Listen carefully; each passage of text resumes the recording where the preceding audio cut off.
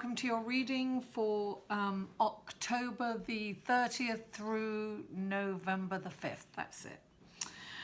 This is a general reading, so if you'd like a personal reading, that information will be below in the description box. Also, this is for your sun, moon and risings, so if you know your moon and rising, check out the links which are also below in the video, in the description box.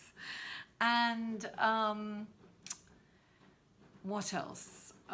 Thank you for all the love last week. I really appreciate you. If you like this video, please don't forget to give me a thumbs up. Please comment and give me feedback. I always respond to comments and feedback. And if you feel inspired, please share this video.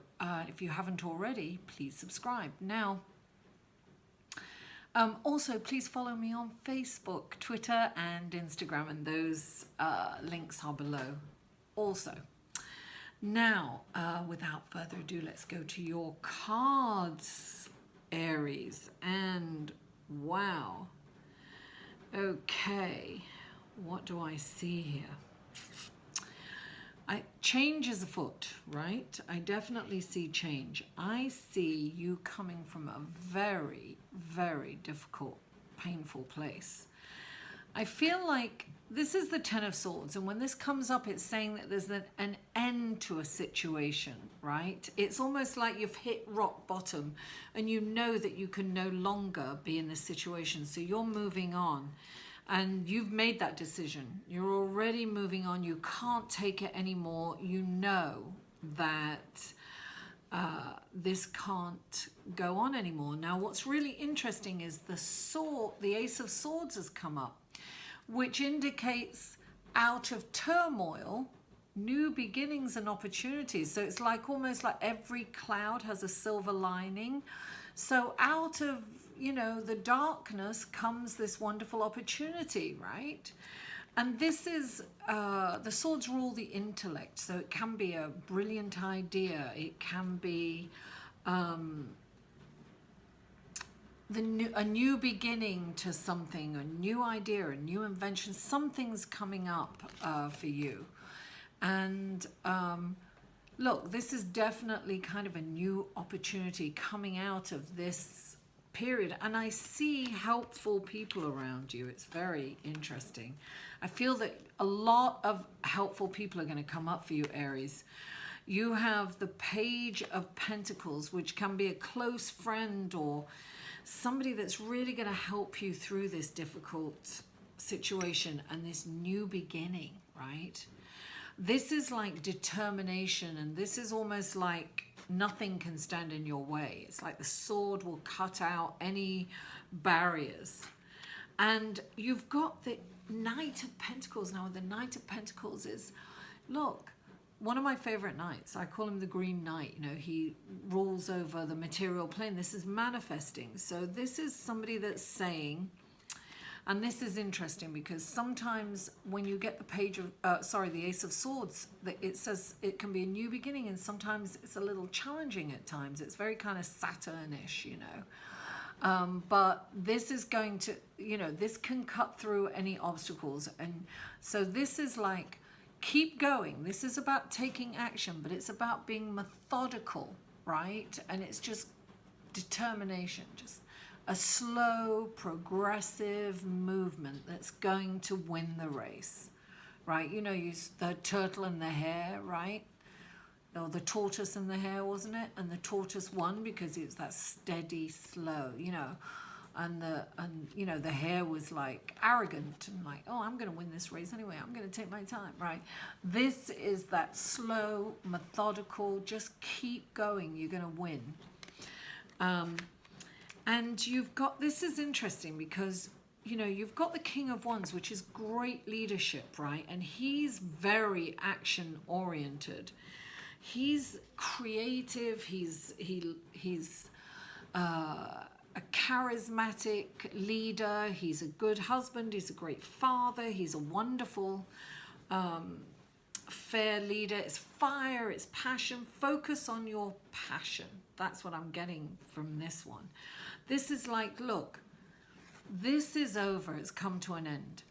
Allow this to go. And, you know, you are surrounded by helpful people. You've also got the King of Chalices, which is this wonderful, very wise kind of counselor, deeply emotional, but he seems to remain kind of stoic on the outside because he feels that in order to be a really good leader, he has to stuff his feelings down.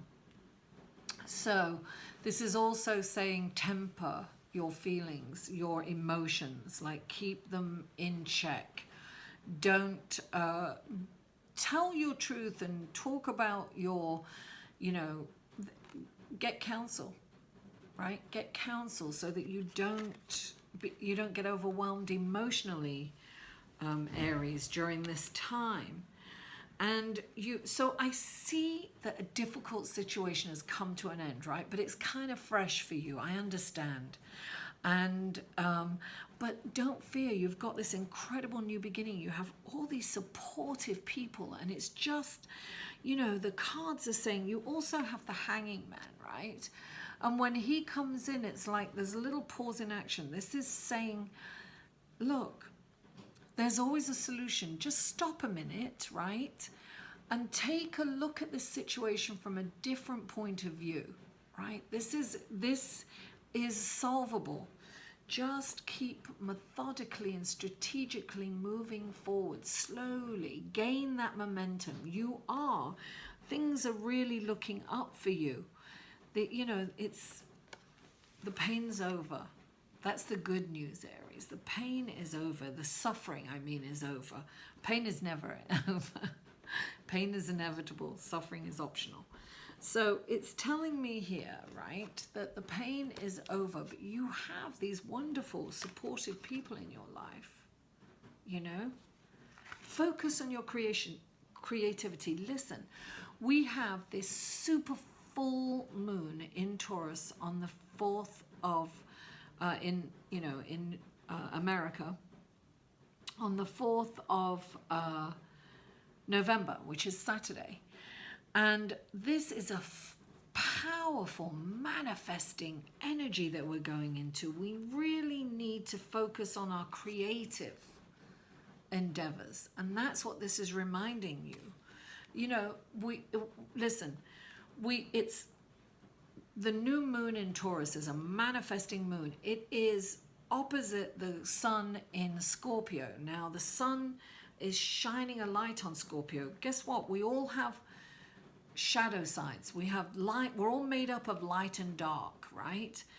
And so we have Pisces in we have Neptune in Pisces. Neptune in Pisces is trining the sun, which is a very nice aspect, and it sextiles the moon in Taurus. So this is a beautiful, balancing, gorgeous, harmonious energy.